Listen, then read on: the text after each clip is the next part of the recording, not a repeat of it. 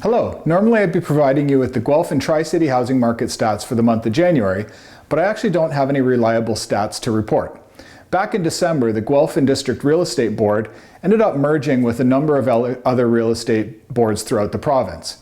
This merger led to a new listings and stats database, which has created issues along the way with the merging of the data. I trust that our real estate board will have the data figured out soon, but for the time being, it's best that I don't provide you with inaccurate stats and figures.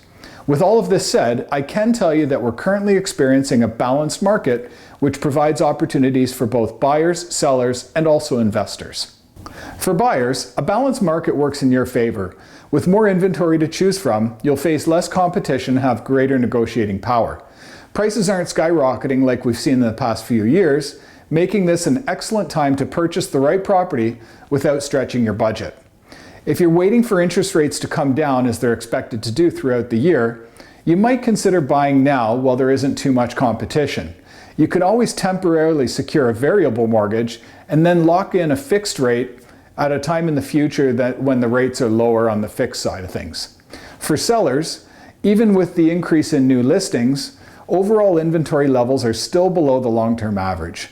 This means that the market isn't oversaturated and buyers remain active. It's all about pricing your home accurately and marketing it effectively in this type of market.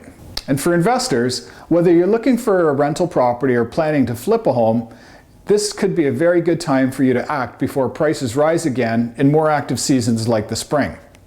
Remember, investment properties are meant to be held long-term. Returns might be low initially, however, over the long term, properties bought years ago have had significant price appreciation and income appreciation. If you're considering buying, selling, or investing sometime this year, the best time to start the conversation is right now. Feel free to reach out to me anytime. I'd be happy to help you out and help you achieve your real estate goals this year. Thanks for joining me and have a great day.